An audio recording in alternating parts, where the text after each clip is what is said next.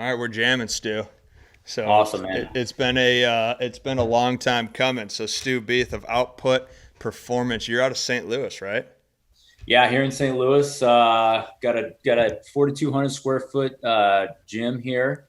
Work with all different kinds of people. We got uh, everybody. I think we have a 7-year-old that we work with, and then Oh, let's go. we have two that are 70 plus. So Really? we got all ages and athletic abilities as well. And then it's fun. We do work with a lot of professional athletes. Yep. That's how we connected Yep. through a mutual. I've been training him, and I know he's really good buddies with you guys, and he you know praises you guys and your all your content and breath work and sauna and cold therapy. Nadorf. Yeah, oh yeah. He, He's the he, man.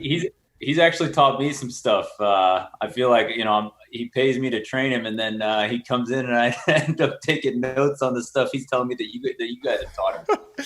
Yeah, Orf is one of those guys where, and these are probably the best of guys, but he's one of those guys where if you're not ready to coach him, you're done coaching him. Put it that way. Yeah, 100%. He's an intense individual. He knows what he wants. He Yeah. knows what he needs, and if he doesn't think that you can get him to where he wants to go, Yeah. you're done. Oh So yeah, no, it's the best. Those guys are the absolute best. Yeah, I've known Orr for a long time, so I didn't know that it was. I mean, well, that'll be cool to peel into too. Is a 7 to 70, the professional athlete, the yep. ranges, the variety of people, and you guys do a lot of cool stuff too, which is why I told you I wanted to chop it up with you and have a conversation. But before we get into the nitty gritty of some performance and stuff that we kind of do and alignments and whatnot, give me a breakdown of how this happened. How did Output Performance come about? How did you get into this world? How did you get in this environment? What's the background? Yeah. So I've been doing. So I played baseball in college. Mm-hmm. Always had dreamt about being a major league baseball player. Thought that was what was going to happen. Thought I Yep. was going to be a professional baseball player. Had some success at the Division III level Mm-hmm. in college, and then I played in the Arizona Winter League after I graduated from college. Just trying to sign with anybody, sign with an Yeah. independent team, sign with an organization, anybody. Went out to that and just quickly realized, okay, this isn't going to happen. Yeah. I got exposed big time. I think some of my success at the Division III level in college baseball was due to a lack of competition. Yeah. Yeah. Um, so I went out to Yuma and just got exposed and realized it just wasn't. Baseball was not going to be what I was going to do. Sure. Um, I've always been really, really into performance, strength, conditioning, and that was always going to be kind of the fallback plan. So now, fast forward, I've been in the industry now. We're probably going on almost 11 years now. Wow. Good for Um, you. yeah, and then, but output. So I spent the first part of my career in the strength and conditioning industry, kind of bouncing around Mm-hmm. to a few different gyms as an independent contractor, Mm-hmm. just trying to literally train anybody and everybody. Yeah. My first client was one of my best friends who was an overweight guy Yep. who wanted to lose weight, and he knew that I was trying to build a clientele. The only time he had a full-time job, the only time he could train was 5 a.m. So I trained him at 5 a.m. and that was my Wow. only client of the day. And then I Yeah. went home and continued to kind of dive into the education stuff. Huge Eric Cressy fan. Nice.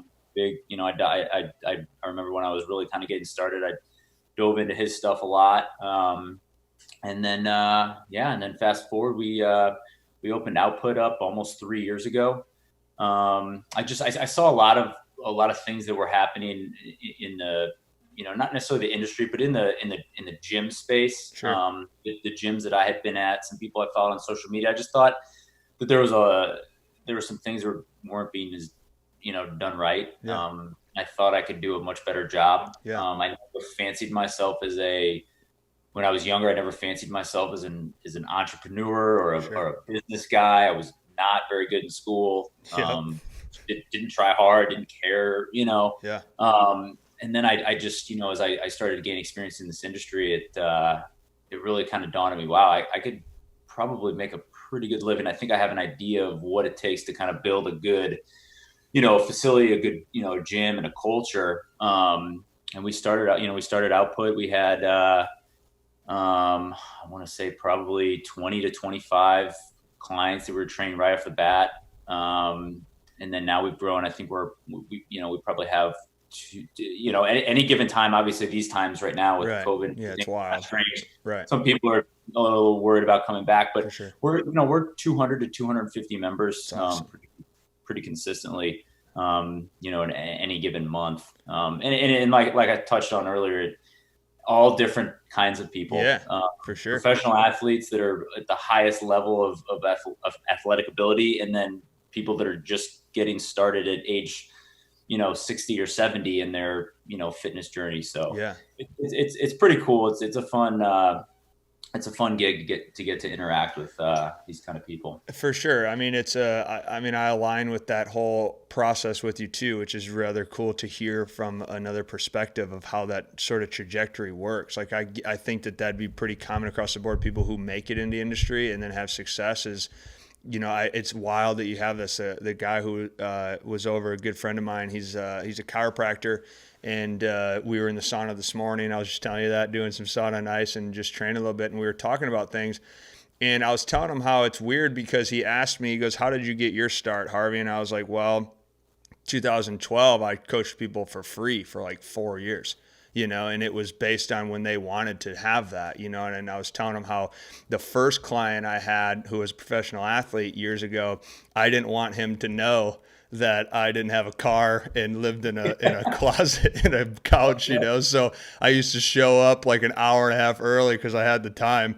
And I would play this whole role like I was tremendously busy, and then I would just do my best and try to train a guy as best as I could. So I understand the whole, hey, it's 5 a.m., here's my shot, and then I got to learn, right? And then, but the point I was going to that you just touched on that is rather cool is the chiropractic office or the medical field, the strength and conditioning field, is you find these people who are very intelligent in their craft, right? So I imagine it all probably worked out really well. Like you had one client, well, so now I'm getting some experience. The good news is he's a friend of mine, so now I can kind of learn the language, kind of understand some things, help them build. And then you have all this time to build education, hardwire some thinking, do some research, kind of navigate how you want to design your industry, because it ends up being your philosophy and culture anyways. And then like that, you have to transition into an entrepreneur.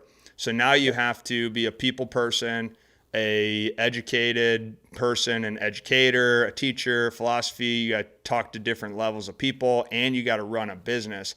And that also is like the same in like a chiropractic office or something, or a dentist. You look at someone who does that, they go to school for all these years, and then all of a sudden, like, you got to learn how to run a business. You got to learn how to operate things. How was that sort of transition for you? Yeah, it's so much different than people realize. I think we've owned Output for like 3 years now, and I think over the course of these, and we've been lucky. We've had some success, financially, and then obviously with the guys like Nadorf and we've Devin Williams and a couple big league guys that have come through. Pat Maroon, hockey, we've had a couple NHL guys in there, which is nice.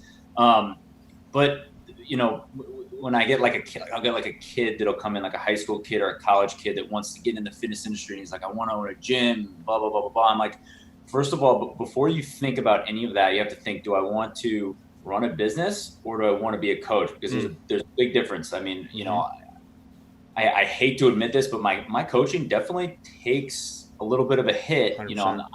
Because like right now, I'm my reading, I try to have 2 books going at all times, but my reading is, I like to focus a little bit more on like the entrepreneur, the business development, that type of stuff with my books versus like diving into Eric Cressy's blog or somebody like that.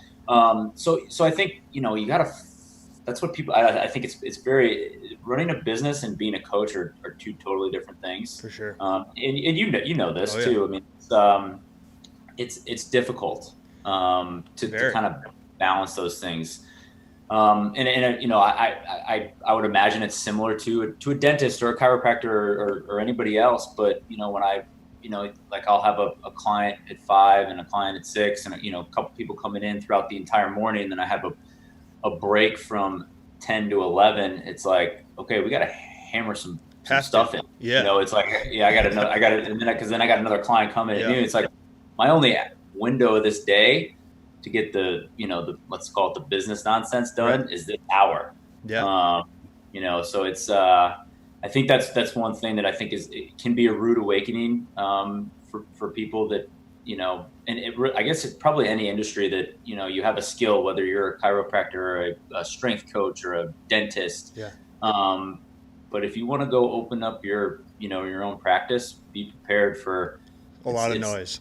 A lot of noise. Right? Yeah. If your dream is to be a strength coach and you love coaching and all that stuff, I would 100% advise, do not start out by opening, a gym. Tremendous. Like I would go get a job and, at a gym, or try to get an internship somewhere and maybe avoid the, like you said, the noise. Yeah. Start and then kind of figure out if, it just, I try to think about it, and I just don't know how I stumbled upon, the business ownership thing. Yeah. It's interesting, and we have a really good team. That kind of help. Yeah. Yeah. We have, and we have like 3 or 4 guys that all have kind of different skill sets.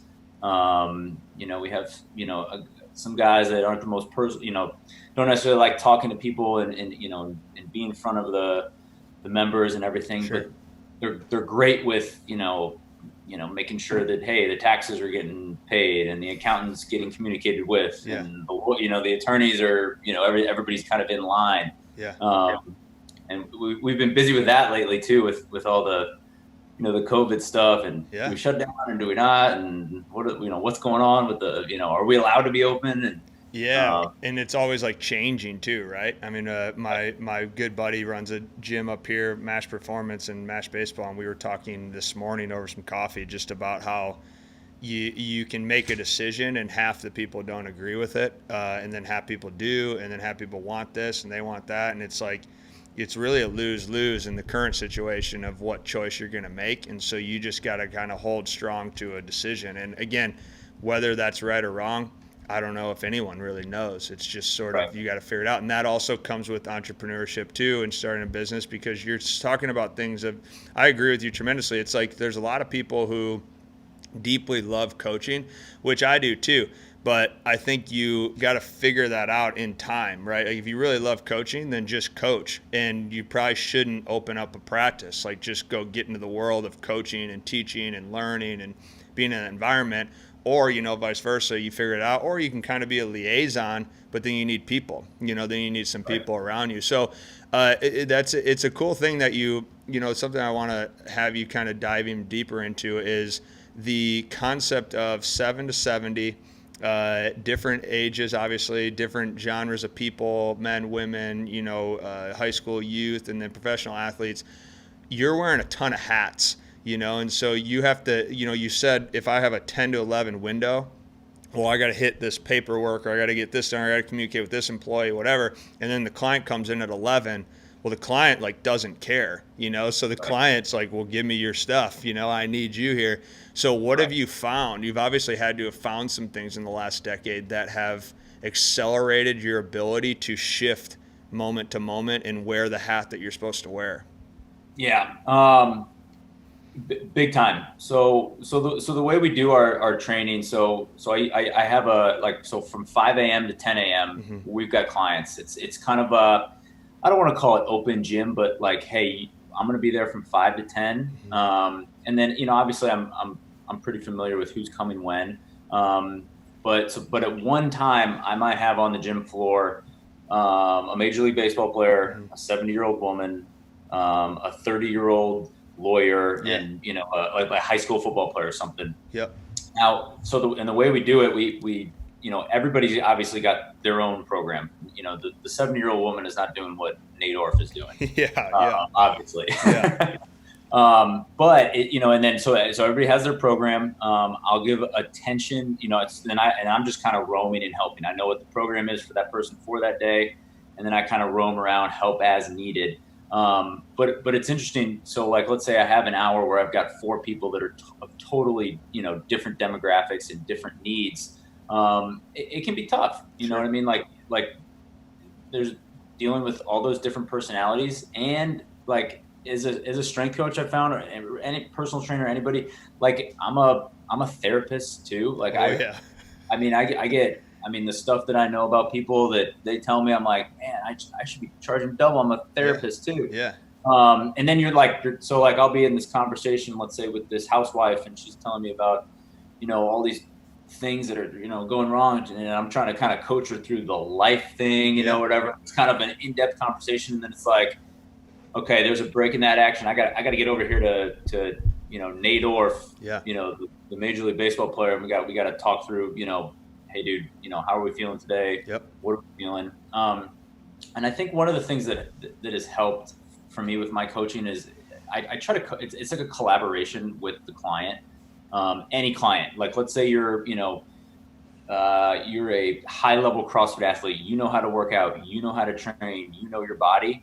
I'm collaborating with you, but it's the same as if you're a 70-year-old, grandmother who has never been in a gym in her entire life and has no idea what she's doing. It's still a collaboration. Like I want to talk to them about, what do they like? What do they not like? How are you, what are you responding well to? What are you not responding well to? What do you, what's making you feel good? And knowing the person, there's some people that want to come in and they want to leave the gym feeling like they just got run over by a train. And there's other people that have to go, they come in at 5 a.m. They come from 5 to 6 and they're going to be going to work from 6:30 to 6:30 that night. And they can't be direct. Right.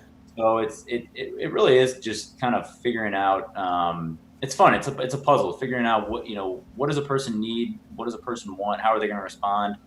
And then, trying to figure out, okay, this person might want this, but do they need that? Yeah. So it's like we'll take that even deeper because as you grow in size, there's no way that your mental capacity can reach that many relationships. So how has that been in the transitioning period for you, where when you had 20 clients, you probably felt like family? Like I know all these people front and back, and this is a really cool thing. Now you have there's probably people that know you, but don't know you at the gym, Right. Yeah. So I don't work with all, so I said, 200, 250. I don't work with every single one of those people. I probably am like on any given month, I'm probably training, at least 3 or 4 days a week with, let's say 50-ish people. Sure. Which is still a big number. A lot. Like yeah. Right. Like you said, I think, when I had like 10, 12 clients, that's like family, and I'm knowing them very well. Now it's obviously a little bit less intimate because I'm spending a little bit less, time, and a little bit less, like fully engaged with that person, while they're in the training session. Yeah. Let's say I do have somebody that comes in, and they come in at 6 a.m. and I've got 4 or 5 other people, and, they leave. And then, later that night, I'm kind of decompressing and thinking about my day. And I was like, Henry was in at 6 a.m. and I didn't really get a chance to kind of, chop it up with him as much and like kind of drive with him. So I'll shoot him a text. I'll be like, hey, I'm a big communication, like gotta be on the same page with everybody. So let's say, someone comes in and I didn't get a chance to really, have any good in-depth conversations with them in their hour, training session that they were there. I'm going to shoot them a text. Be like, hey, sorry we didn't get to, jive. Yeah. Out of the corner, I saw you were doing good. Everything's looking good. Looking forward to training session tomorrow. We'll do a little bit more on the upper body side tomorrow because I know we crushed your legs today. They probably love that. Yeah. Yeah. So it's just man, it's communicating and being in touch and just trying to stay on the same page with everybody. It's employees, same thing. Yeah. Well, so how do you do that? Because I love it, and it's something that you really have to do, right? Like, and that's part of the system of running a good culture, a good coaching. That's being a good coach. But how do you do that with? All right, let me look at this question and ask it a little bit deeper. So, you have so many emotions. You mentioned that already. Like, people bring their emotions to you. So this guy or this gal, she brings to you that energy to the gym. So now like, and then you have employees, and then you have yourself, and you have family and friends. So, and then it's you. So like you take you to this environment, you have no clue what each day emotional baggage or positive or whatever people are going to bring to you. And then you need like that space, you need that refueling system. How have you sort of navigated in the last, all these years? How have you brought you to the table to be able to handle, I call mass chaos of just emotional reactions? How have you done that and still communicated? Yeah, I mean, it's gotten a lot more intense. Yeah. And it's funny not to get too personal, but it's a conversation that I have with my wife all the time, because I think I give a lot more of myself to the gym and the people there than I do at home. Yeah. I have a 2.5-year-old daughter, so been really trying to that's on my I have a little power list that I do 5 items every day that need to get done every single day. Love it. 4 of them are usually different, but the one that I've had just kind of consistent on there, I just say, be the best fucking dad you can be. Yeah. So it's just trying to hammer home, hey, you got this family, I'm going crazy all day, all morning, all day. Like you said, like, I don't know who's I know who's coming in, but I don't know what that they person, have. Yeah. Right. What they got. Are they positive, negative? So it could be like and then I feel like at the end of the day, I get in my car and I'm like, whew. And then I get home and like, sometimes I just don't have much to give, right. To the wife and to the kids. So I'm getting better at it. I've been reading a lot. I've been diving into these books, and it really kind of helps, shut the mind off. Yeah. I mean, I've been diving into in some fiction stuff too, which has been really good. Super. Yeah. Like I've been, it's not necessarily good to just constantly in like business development. And like, I was gonna ask you that. I was gonna ask you that next. Like, do you ever feel like you get like this week I didn't? Yeah, this week I didn't read anything. Like I'm a heavy reader, and there'll be a lot of times where I just won't read, and it's I do that on purpose. But that was how do you? Because I love the fiction idea too. So take me to that. Yeah. So I've gotten into this series. I don't know if you've heard of Jack Carr. I have. Yeah, so he was he's been on Rogan's podcast. He was a Navy SEAL. Okay. Badass dude. Yeah. Turned author. And he writes these. He's got 3 books out, and he's working on his 4th now. Okay. I think it's coming out April of 2021. I'm in the middle of the 3rd one, and I've just been crushing the first 2. Yeah. And the 3rd one is, it's like I've almost had to cancel clients because I'm like, I can't leave this right now. Like I gotta know what happens. I'm not making the 11. Yeah. Right. And it's just a different kind of reading. Like I've never really been into fiction. I've never, if I'm reading something, I usually want to improve. Whether it be like a Jocko book or a Gary V book or, something that's helping me advance. Pushes you. Right. Right. So this has been really nice change of pace. I liken it to watching a movie or watching a TV show. Yeah. It's captivating. It's obviously fiction, and the story and the way that this guy is an incredible author. Yeah. The way he writes and the little idiosyncrasies and how he has the I don't know, it's cool. Like he has the main character is just this Navy SEAL, burly chested, strong, a lot of attractive females attract him, and then just an absolute alpha. And then there's the antagonist who's this little Russian nerd with glasses, just poking at him. Some girl jumps on his lap and he busts too early. So it's like kind of making him. It's just funny how he makes he just kind of has the ups and the downs. It's a nice break from the constant self-improvement for sure. And I do that too. Like I try to, I've been running a lot lately, and I do daily walks outside, and actually a lot of it's because of, some of the stuff I've consumed of your content. Oh, right on. Importance of it. And mostly I do like to listen to podcasts when I'm outside walking and stuff, but sometimes I'm just like there's only so much you can take in, and for sure. And I'm sure you're the same way. You strike me as a guy who's just trying to learn it constantly. But sometimes it's nice just to take the headphones out and just be in the woods. You know what I mean? I mean, I believe, well, so it's funny you say that, because a lot of people think that because I do because I worked a lot. I've been doing MindStrong for many years. I didn't publicly take it where it was like a brand or anything until 2017. But I mean, I was doing this beforehand, and I've been coaching since 2012. So it's like, it's not like I just started the other day, you know? But the thing is, in our line of work, and I'll tailor it towards the podcast, people just think that all I do is listen to podcasts.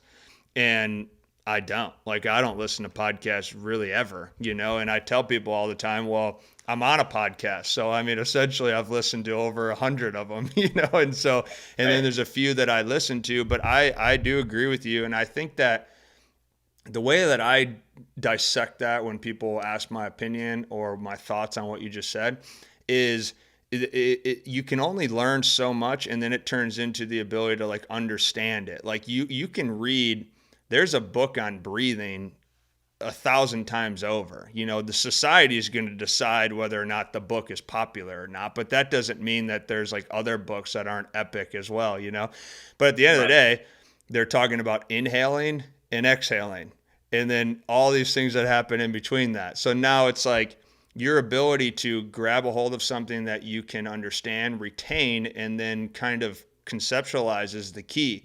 So I would actually rather spend more time with these off in the woods and go, okay, hey, Stu just told me this today, and I'm going to literally just digest that for the weekend, and that's fine, you know, and it because self-improvement is great. I definitely love it. Obviously, that's a huge part of what we do, but you can get also like addicted to improvement and addicted to achievement, and then it becomes such a rush or an urgency to learn that you just keep speeding through things, never actually understanding things. And we've touched on a doctor or a chiropractor or whatever. We've touched on that field. It's kind of like someone who reads a book for 10 years and gets a bunch of diplomas, but then when they have to coach you, they just talk so much at this level of things they've read, and the person's just like, what just happened? Nothing happened. So there's no growth, you know? And so, yeah, I agree with that tremendously. And that's sort of how I look at it. And I guess the moral of that was, no, I'm not an avid podcast listener. Right. Yeah. Like, no, and I think I'm definitely, you know, and I'm definitely getting better about it lately, but I was addicted to listening to podcasts and reading self-improvement books and like consuming content and like, how do I get better? How do I get better? How do I get better? But, you know, I think, you know, a big thing, and, you know, I try to do this, you know, I maybe twice a week, I'll go out to a football field and, just walk around barefoot, and I got that from you guys, and man, I love it. Let's go. I remember the first time I did it, I text, because I know Orf's a big fan of it too. I sent a video to Orf via text of me just walking barefoot. I was like, bro, this is game changing right here. Yeah. And it mentally too, just like I think you talked about just kind of connecting with the earth, and it sounds so, like hippie, but it's real. I mean, there's something happening. With that connection when you're barefoot on the ground. I even do it in the front yard with my daughter. Nice. She's like 2.5, and I'm like, let's go out and play barefoot in the grass. Out there and get a little dirty. Why not? It's you got to crush it, dude. I got no shoes or socks on right now. Like I told you, I just walked in from our sauna. I don't even know what the grass feels like with shoes on. Right, I know. It makes a difference for sure, and I know you're much more in tune with the science behind it or whatever, but for me, like, I haven't done a ton of reading on why. I just know what's happening and what I'm feeling, and it's very positive and good. Yeah, I mean, I look at everything as, and I mean, this would be cool to kind of get your philosophy and breakdown on performance as a whole too, but like a lot of stuff that I look at is, okay, so nature has always made the most sense to me in terms of like the teacher, right? So if like, have you ever seen the movie, hopefully I say this right, The Revenant? You know that movie with, do you know what I'm talking about? Very familiar with it, haven't seen it. Yeah, so that came out a few years ago, and that movie really made me think deeply about this, but there were some other movies that like were leading me into this path. So like when I was a little kid, here's how I'll take it as deep as this. You've seen Dancing with Wolves with, so like when I saw that, this is like an example, right? So this is kind of an overview of it. And then I think this would be cool to tailor into where you saw some disconnect with the industry and why you do some of the things that you do. For But sure. when I was a little kid, I would like watch movies like that, and I would think to myself, how is it physically possible or health wise or any of these situations where this guy lives out in the middle of nowhere? Like, what happens if he gets sick? What happens if he gets allergies? And I was just a little kid, like thinking that. What happens if he gets the flu? Like, what's he gonna do? You know, like, does he just die that day? Because when I was a little kid, you know, you drive past a Walgreens and you see flu shots. If you don't get it, it's all over. You know, like, and so I would always wonder, like, well, then how did these people do anything? And I would watch these movies, and then years later, like the Revenant comes out, and they're taking showers in these rivers in the middle of the winter.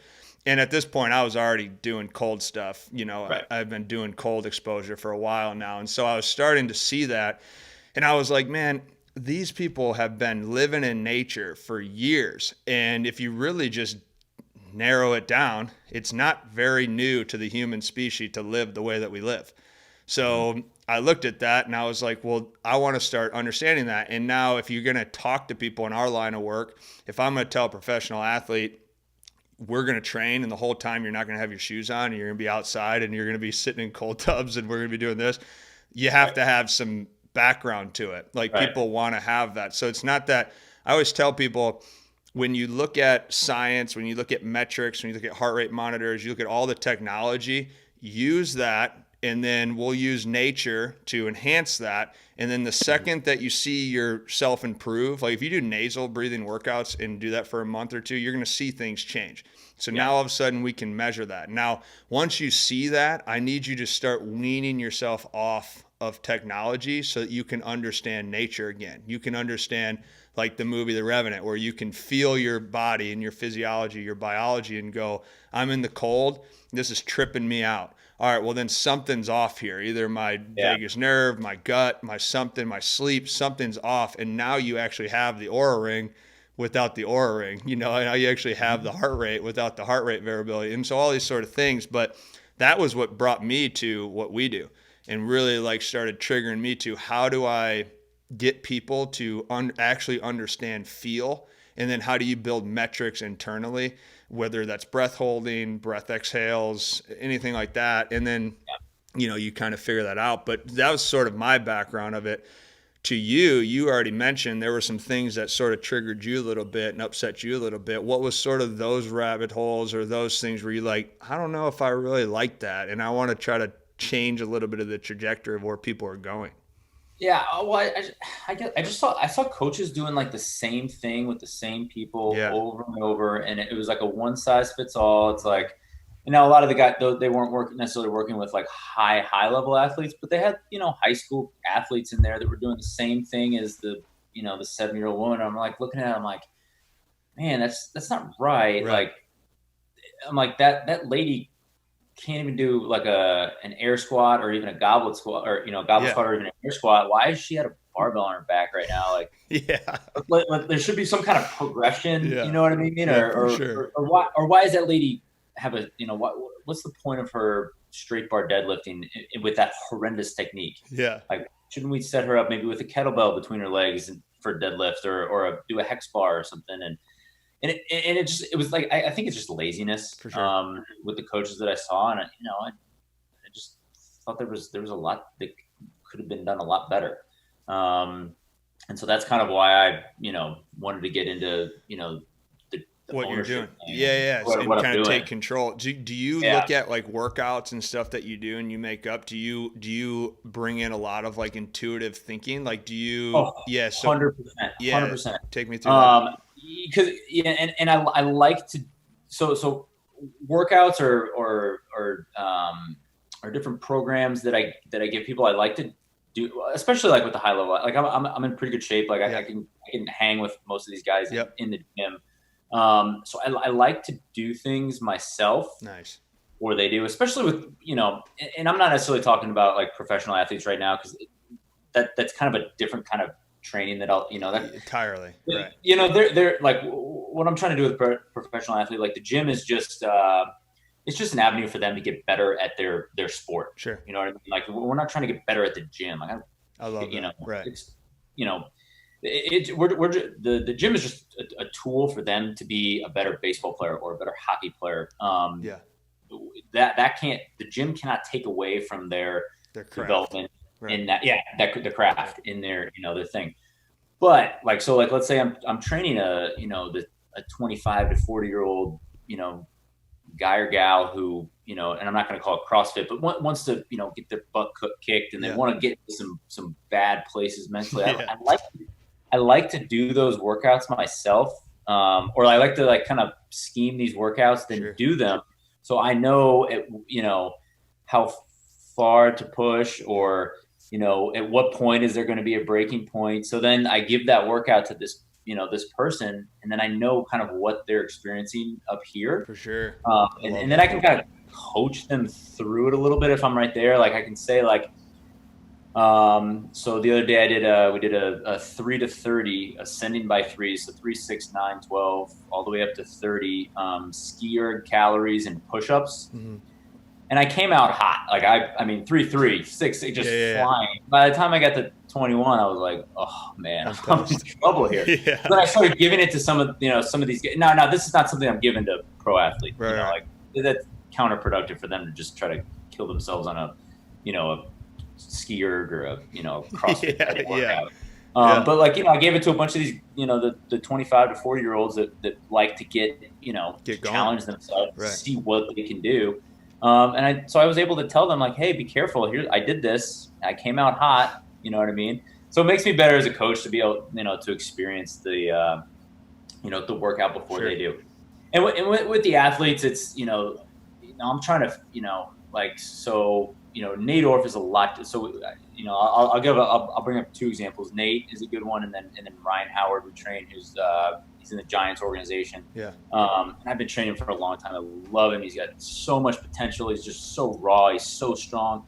Ryan likes to come in and get after it. He wants he's hey, it's a lower body day. I want to throw some weight on the X bar. I need to grind. I want to push this heavy sled. I need to be crushed. Yeah. A lot of times Nate comes in, and Nate, he's very he's hey dude, I'm feeling maybe, let's throw a little bit of weight on the sled. And I wanted one day he came in and he did. I was okay, we'll do a 15 minutes straight backwards sled drag, just back and forth. Not crazy heavy weight, and I thought and the next thing you know, I'm looking over, I'm Nate, dude, it's been 40 minutes. You've been dragging that thing backwards.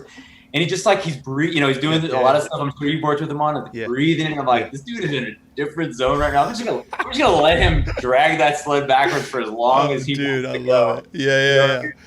So it's totally, different types of people, personalities. Yeah.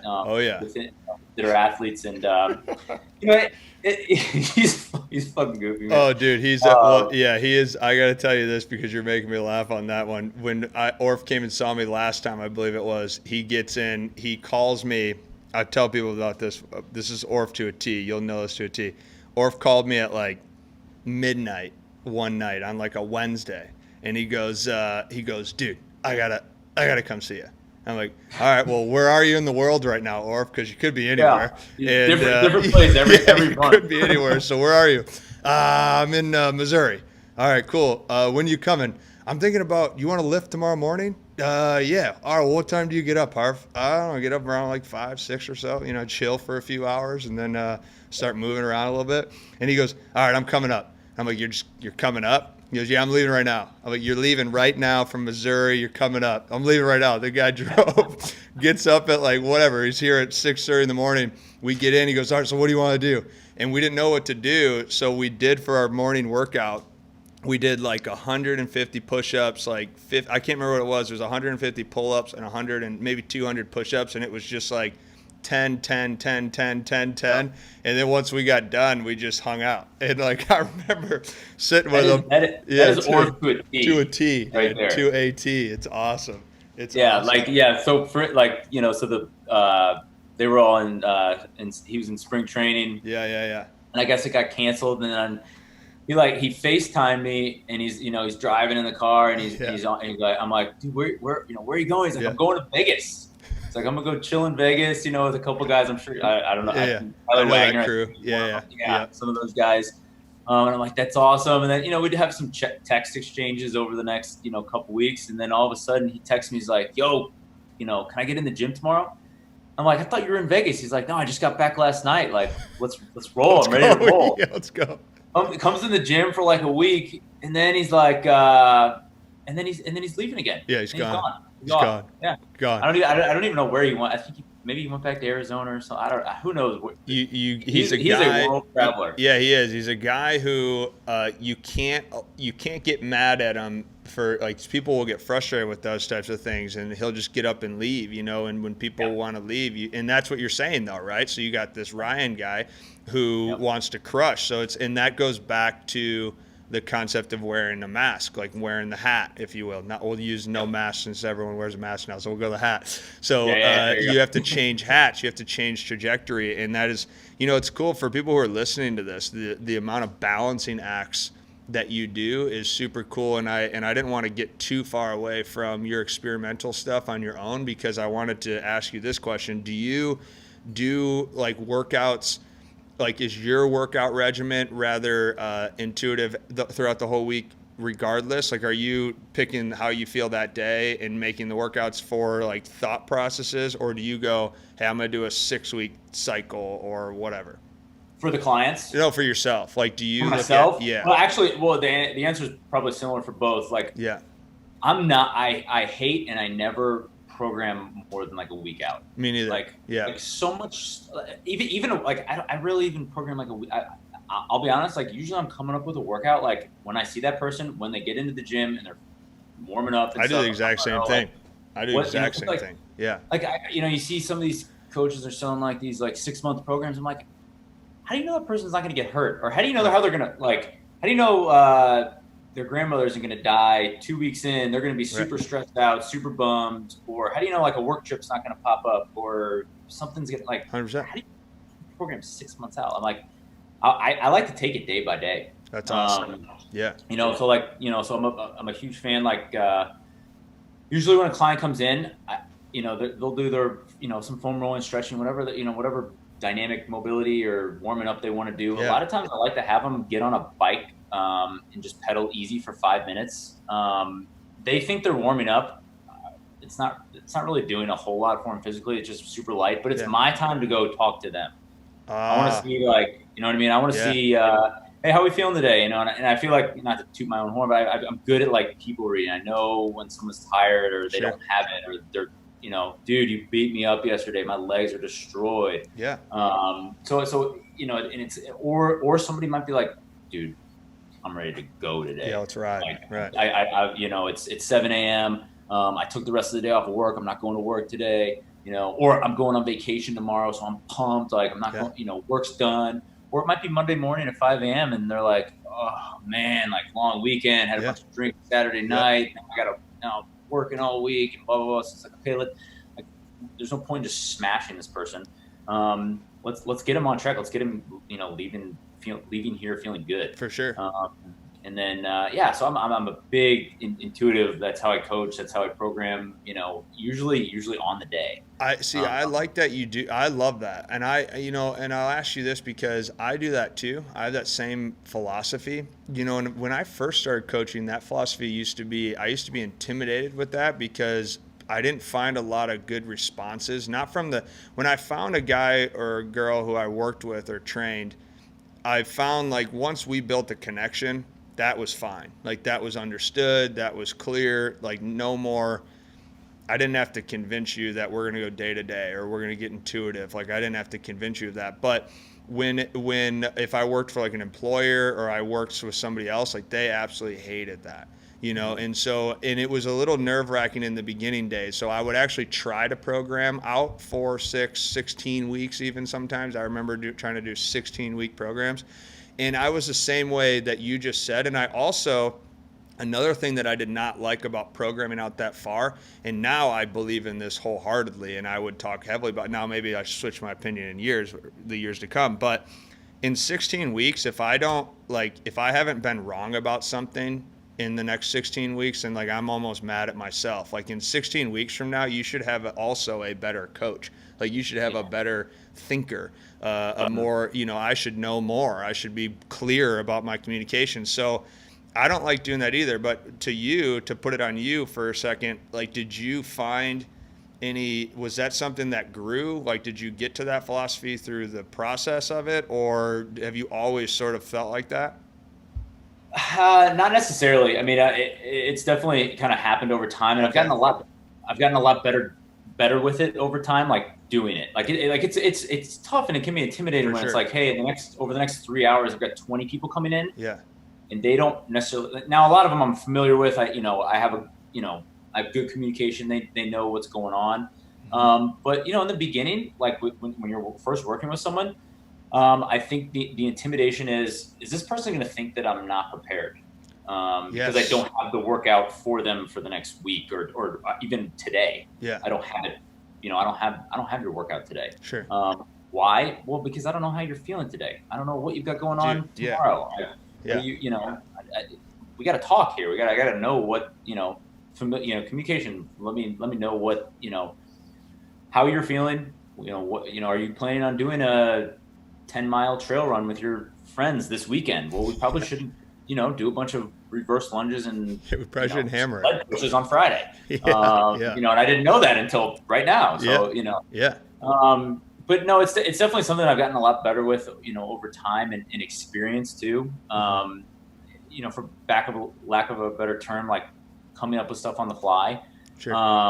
Because and I've gotten to the point now, I've been in this industry for a long time, so much still to learn, never stop learning, but I'm a lot better now than I was when I was, 22 or 23, 24 years old, where like I would program the workout out. Yeah. Like sometimes the day of, but it would be like the morning before the client came in. I didn't know how they were feeling. I hadn't talked to them yet. And I was like, okay, I need to be organized. I need to have my thoughts together. Like, hey, this person's going to do, we're going to do, 5 sets of 10 reverse lunges. And this person's going to do, 40-meter sled push times 5 or, whatever it might be.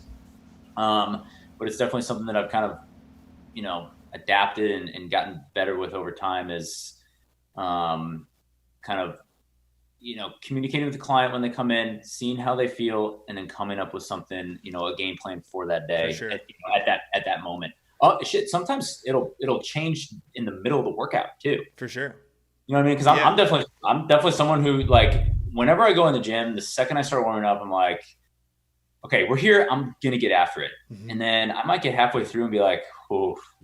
We don't got it. Yeah. You know what I mean? Like I need to adjust because this is gonna, 1, might ruin the rest of my day, and 2, like I might as well cut this, the intensity a little bit here so I can be better tomorrow, and have a better workout tomorrow. Yeah, and it goes back. I mean, that's the concept of grounding. Like it's the concept of the whole everything is everything, right? If you don't adapt in the gym, then you did not do good in the gym. Like you did not improve. So I mean, if you can't figure that out in the halfway through your workout, that so I have 30 minutes left, I'm already mega stressed or I'm not feeling it, and I'm going to go give myself 30 more minutes of load and just add stress on stress, then you're just banged up. You're not going to adapt. I had a guy counterproductive. Yeah, I had a guy who is a very high level hockey player. He had one of the coolest lines he said to me 3 weeks ago, and I haven't even told him of how much I thought this was cool, but I was driving home thinking like,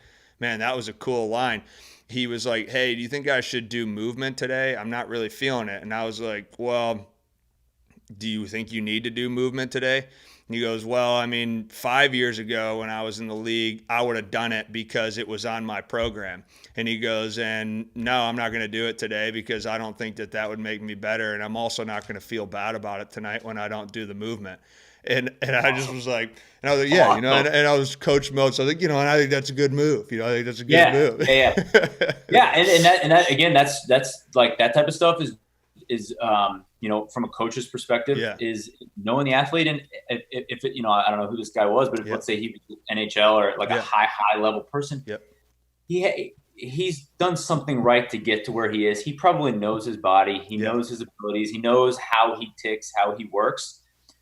If it's an 8th grader or a freshman in high school, maybe you gotta be like, okay, are we sure here? And then kind of Sure. like working through it. Yeah. When it's like, and I think Nadorf is I know we keep going back to him, but he is somebody, I've worked with a lot of people. He's by far knows himself, knows what he needs, knows when he's got it on a Yep. day or when he doesn't, more than anybody I've ever met. Yeah. He's so in tune with himself. So he's the type of guy, he comes in and I'm listening.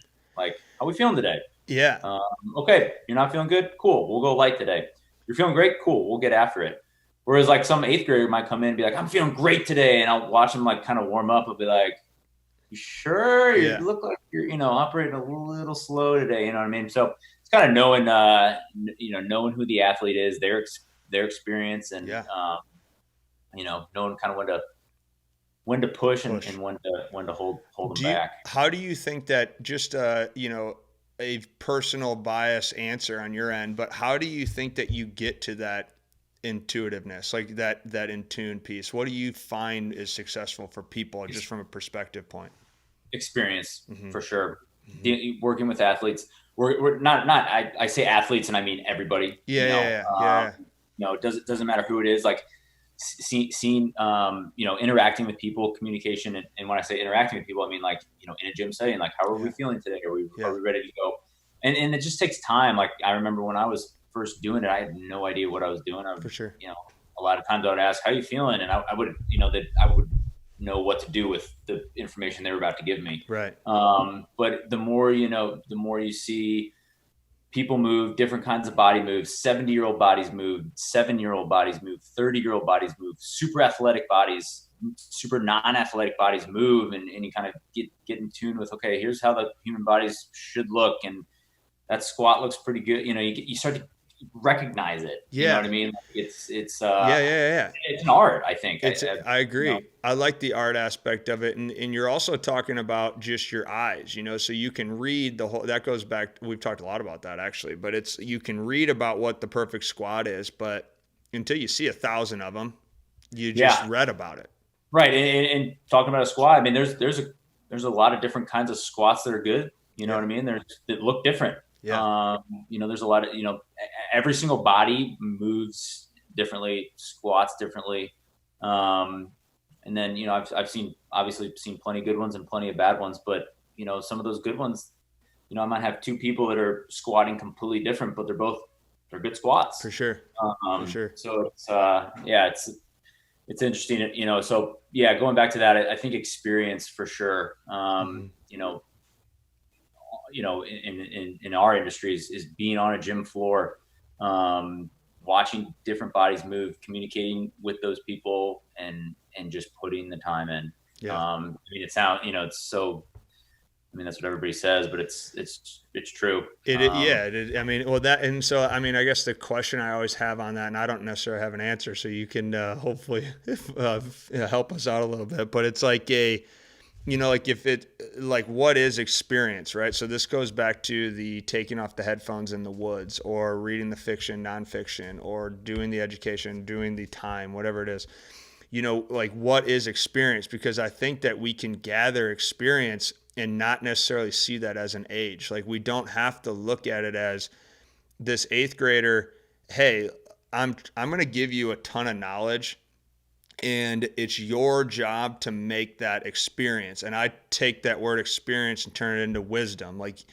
And then that wisdom has no time on it. So it doesn't mean that you have to be 30 until you have wisdom. Like, you don't need to be 70 to acquire the wisdom. And how that comes to be, who's better, who's worse, is subjective. So I also can't give you the answer there, but it's like how do we get people to become wiser of themselves faster? Yeah, that's the way I would look at that. I think pay attention to what's going on. So and when I say that, I mean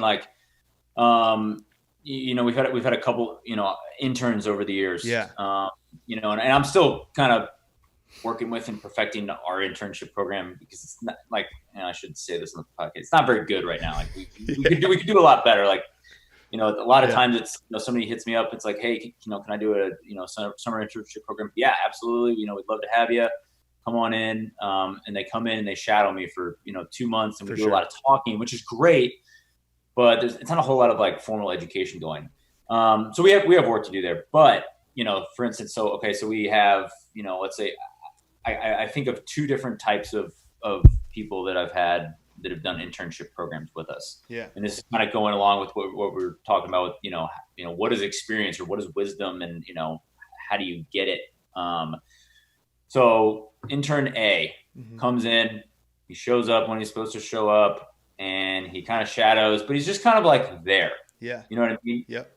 That's not getting experience. He just kind of follows me around, might, shoot the shit with the client, yep. and, ask them how their day is or whatever, but he's not really like paying attention per se. He's just kind of there. Intern B comes in, shows up when he's supposed to, but he's watching. He's paying attention. And then he's asking me questions. So like, he's paying attention to the movement, and then the client might leave, and he comes up to me. He's like, "Hey, why was that person doing this exercise paired with this exercise, or why were they doing 10 reps versus 2 reps?" Yeah. They're paying attention. They're asking questions and then seeking answers. I think asking questions is big. I know I always had a lot of questions, so I would go. When I first got in the industry, I was on. I don't know if you probably know Mike Boyle or know the name. The name, yes. Yeah, he's in Boston, and he does a lot of hockey guys. I think I forget. I know his gym has Boyle in the name. It's like Boyle Performance Institute or something. But he has a website, and it's actually like it's a blog and then a forum. It's like strengthcoach.com, and you get all these strength coaches from all over the world. Wow. And you can ask questions, and then people chime in and answer your questions. It's just open. It's open forum. Open forum. Wow. And I always go on there, and I wouldn't necessarily ask questions, but I would always go and read other people's questions and then cool. read the answers. Yeah. So that was kind of a a good introductory into and then if I did have specific questions, I would ask. But I think the big thing is paying attention. Like sure. What that's how you get experience. It's like don't just like and if you're somebody who gets a chance to get an internship with a cool gym, and you just kind of show up and missed it. You missed it. Yeah, you probably shouldn't be a right coach anyway. Right. And that's not people we're looking for. Like I want the guy to ask me questions, interact with our clients, pay attention to what's going on. Hey, why are you having them do this or that, or why did you say it this way, or what's your thinking or your reasoning behind what you're doing? Because they're always there. Why did you just do that? Right. Why did you just do that? I'm 22 years old, and I want to know. I love that. Yeah. And that's how you gain experience. So that kid then, let's say he gets a job at our gym or another gym or whatever. Yeah. And then he can kind of look back on that stuff. Why not? Yeah. And then, but this is not to say that I'm like an expert in anything, because trust me, there's a lot of stuff that happens every day that I'm always like, I'm like the intern. I'm like learning. I'm like, oh wait, why did But if the question wasn't asked, then it wouldn't have that opportunity. Like it wouldn't have that opportunity to grow. Either way, it's going to grow. Yeah. Yeah. So I think and again, going back to answering your question is pay attention. I love it. Don't just go through the motions. Like, want to learn. Like, be inquisitive. Like, why is this happening? That's, I think, in a gym setting and probably any other, any setting. Yeah. Pay attention to what's going on. Why are people who have some success? Why are they doing, what they're doing, or for sure, what's working for them? Pay attention to all that stuff. I think that's awesome, man. So, I mean, looking at it as kind of finaling it out here, Stu, we always do something at the end. We always just kind of take people through our Diamond series. And I want to take that pay attention, because I think that's a good segue to this. But when you look at paying attention, teaching, coaching, asking questions, learning, the intuitive side, I mean, I align with a lot of your philosophy, man. I think it's really cool. And I say the same thing. So it's really cool to hear that side of it too. But when you look at what you do for a living, the people that you're with, your family, obviously you're a family man and you're a dad. So there's a lot of stuff that's deeply rooted outside of just being a human in general, and you're trying to push yourself, right? And so there's a lot of stuff that has allowed you to sustain the amount of like grit and perseverance that you've had to have to even get to this position.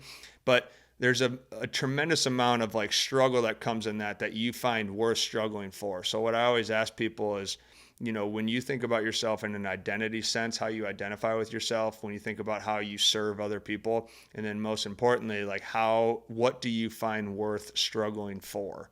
And that's usually the question that I like asking people I get to have conversations like this with is, when you think about yourself or your life and you find, okay, that's a struggle that's worth pursuing and that gives me a high sense of purpose, what is that comes to your mind in the moment? Obviously, this is always evolving, but in the moment, like what is gripping you right now that is worth struggling for, that you find very forward thinking and progressive?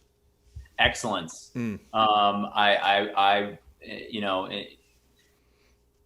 right. You know, as you were kind of asking that question, I was thinking about how I was going to answer it. Yeah. And my initial thoughts were like, I want to help people, which I do. Yeah. And you know, that's kind of why I got into this industry. I want to see high school kids get scholarships. I want to see college kids get drafted. I want to see, you know, people lose 20 pounds and, you know, get fit and, you know, be happy and stuff. But I think, you know, if I were to answer your question with that answer, I think that would be a little bit of a, you know, not quite 100% the truth. Sure. The answer is I'm striving myself for excellence. Like awesome. I want to achieve excellence, and it might be a selfish answer. And it's taken some time to kind of really think this through. For sure. But I'm looking for excellence in myself. Yeah. And what that is, I don't know yet. Like right now it's the gym thing. Sure. You know, in coaching. Yep. That could change. Like you know, there's a lot of stuff that we have kind of in the works. You know, as a gym, like there's some other things we're looking to do. And it's just like always getting better, which I think is the fun part of this whole like life and business thing is like, what's next? What can we do to like dominate? You know? I'm looking for like excellence. Awesome. And, you know, with myself, and whatever that might be physically, mentally, I want to be tougher. I want to be stronger. I want to be more resilient, you know, than anybody. Dude, I love it. Not there yet. Not there, but it's the pursuit of that. But the pursuit is everything, man. Yeah. That 100%. Is the pursuit of excellence is that's life right there. Yeah. No, man, I'm dialed in on that. I'm gonna go back for another sauna round now. No, but you know, when you look at taking the pursuit of excellence and keep peeling into that even deeper. So now look at yourself as an expectation or a standard list of mental, emotional, and physical standards. And I mean, it's likewise. And I mean, I've appreciated a lot of the comments you've given towards what we do and taking that into your own life. That's really cool to me. But at the same time, it's a likewise, which is why I reached out to you, because I thought that during these times of like COVID, the conversations that you produce, the workouts you produce, the accountability that you produce, and the way of like pushing things forward in a human performance aspect is really cool. So to watch it from afar, it's like, wow, that looks they do some cool things down there. And so you can tell that you're pushing, like you can tell that you're trying to pursue things and you're trying to see things. You can tell you're a thinker in a strength and conditioning type world, which makes it really intriguing for a person like myself to talk to, right? So now with that, you know, looking at that again, I'll ask it again, the standard of your mental standards, your emotional expectations, and your physical expectations of yourself singularly, so that you can pursue excellence in everything that you do. What is just kind of the check off objective things that you nail that allow you the opportunity to pursue excellence?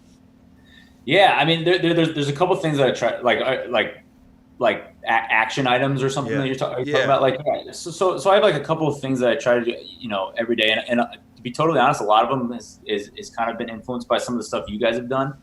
Mm-hmm. I try to do a 5-minute cold shower every day. Nice. Where I just, you know, I can't remember the last time I took like a normal hot shower. I literally just turn it on all the way cold, set stopwatch for 5 minutes. Yep. Do my shower or whatever, and if I'm, you know, that takes 3 minutes, I still got another 2 minutes. I got to sit in there. Yeah. And that's actually taught me a lot about my breathing. Oh yeah. You know, I've really tried to focus on the nasal breathing, and like, not like freak out, like, oh my god, it's cold, but just like try to stay calm. Try to stay calm. I'll do that. I do the power list thing where I have 5 items every single day that I'll come up with either the day before or the day of, and then sometimes I'll add on during the day if something comes up that needs to get done that day. Right. And that's not like I'm not going to have on my power list. I'm not going to have like open up gym location number 2 because that's not going to happen by the end of the day. It's something that I need to have. I see what you're saying. It can be checked off that night. Yep. So, for instance, one of them might be like reach out to 3 clients that I haven't heard from in 4 months, that used to train, that haven't trained. Reach out to them, just check in, see what's going on, whatever. Yeah. Or, one of them might be, reach out to a non-immediate family member and just say, what's up? Hey, was thinking about you, something. Yeah. So I think those 2 things are, those are definitely things I try to do every day. And then obviously exercise. Right. I mean, we're in the same boat here. I mean, if you're exercising, if you get a little bit of cold exposure, get some heat exposure, if you can do some grounding, like walking around barefoot, man, like the world would be a better place if everybody was doing that stuff. You know what I mean? Yeah. So, and then just like, learn, like 100%. Seek, like, don't. Like, I don't have time for people that are just like sitting around, like waiting for life. You know what I mean? Like, go do something, like learn, like ask some questions, seek the answers to those questions, and learn whatever your field might be, whether you're, a coach or a doctor or dive in.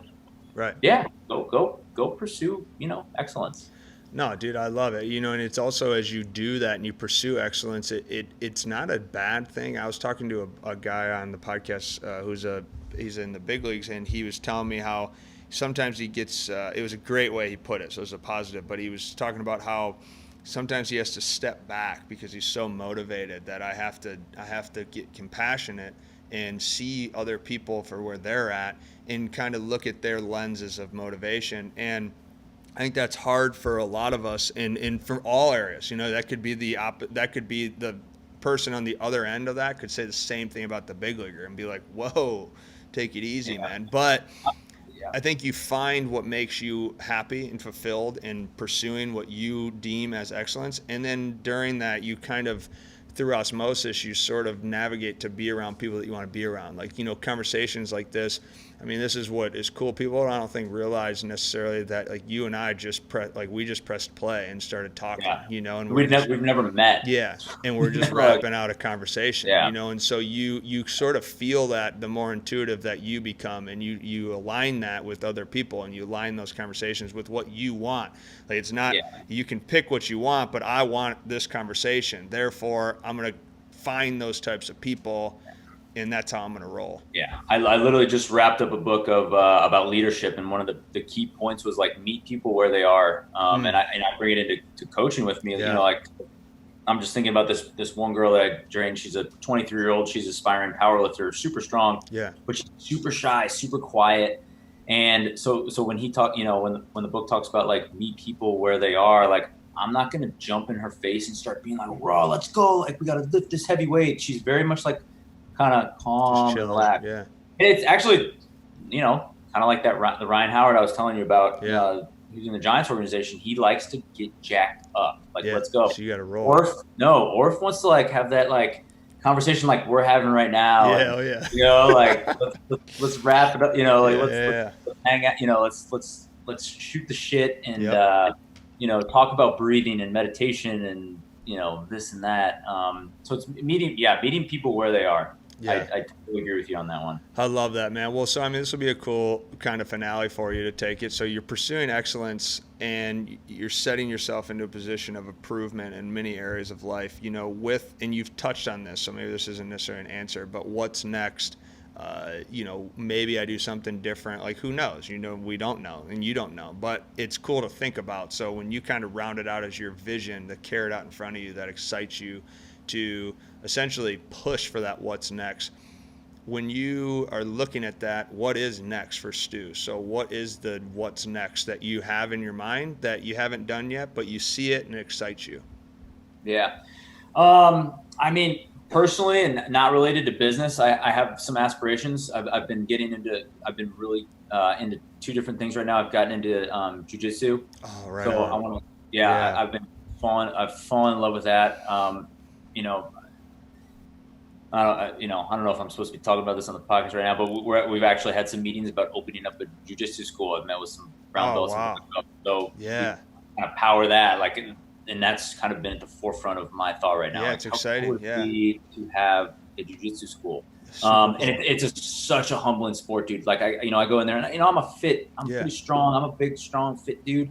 And I go in there and we've got these purple belts in there that look like dorks. They're nerds. They're small. They're not that strong. And they are choking me out in 5 seconds. And I'm like, wow, it's humbling. Yeah. I want to keep progressing with that. I think it's a fun skill to learn. It's a fun skill to have. Like, I've got a daughter and, my wife, and I want to be able to know that I can protect them. For sure. If that, doesn't sound too corny or anything, but I want to be able to. No, I love that. That I have that skill. And then another thing I've been doing lately, prior to the last month and a half, I'd never run more than a mile at a time. And then now I'm out. I did a 15.5-mile trail run at a pretty decent. We were going at a pretty decent clip, pace. We did that last weekend. So I have these like in the back of my mind, and I know this would take a lot of time and effort on my part, but I have this aspirations of maybe doing like 100-mile trail run. Yeah, dude, that's awesome. Which, and part of that's, I love the being in nature thing. So when we do these trail runs, we have tons of really cool trail. I live in St. Louis, but 20, 30 minutes away in the middle of nowhere, Missouri, there are some cool hills and, and I'm not going to call them mountains, but hills and trails. And we don't, no headphones or anything. It's just, we go out and we're in the middle of the woods. And I love it. So I mean, the idea of going to like Colorado or Utah or Montana and doing like 100-mile race, just sounds like so, awesome. Right up my alley. So, I mean, awesome. Not to talk about the business stuff, but those two things, keeping, progressing with jiu-jitsu and the trail running my way towards some kind of cool, trail run in a cool town or something, on a mountain are two things that are, that's got cool. On the mind. No, that's sweet, man. Well, I mean, you're a human, dude. I mean, at the end of the day, like, yeah, you run a business, but you're also just putting yourself in a position of learning for your own self. It's like your platform is your business. It's like Orf's or Ryan or anyone out We Train or whatnot. Their teacher is their platform at that time. So, I mean, dude, run 100 miles in Montana. That sounds epic. I'll freaking meet you out there. That's so. No, it's awesome, man. I've enjoyed having this morning conversation with you, and I was looking forward to it. I'm so happy and so grateful, appreciative that you were just going to jump on this with me when we talked the other day. And obviously, it's been something like we said before we press play. It's kind of been a long time coming. Like we've been wanting to connect and talk a little bit deeper and learn some things about each other. So it's really cool to hear your perspective more than anything in terms of how you view life first and foremost, and then how you can get that onto other people and kind of help them see some things. I mean, that's a very common theme of what I find with really high performing people and coaches who I really admire and respect is meeting people where they're at, learning the learner, communicating, feeding into that intuition. So many things that it's so hard. It's so difficult to get into the depths of you being you.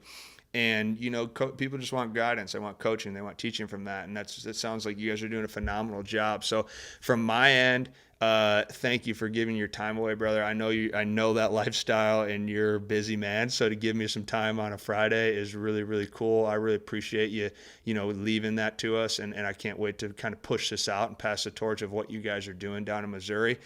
So thank you for that. But before I let you go, I also want you to kind of let us know where people can hear from you, how they can look into what you guys are doing, and kind of some of the projects that you have going on that people can kind of funnel towards and find out and follow more of what you got going on.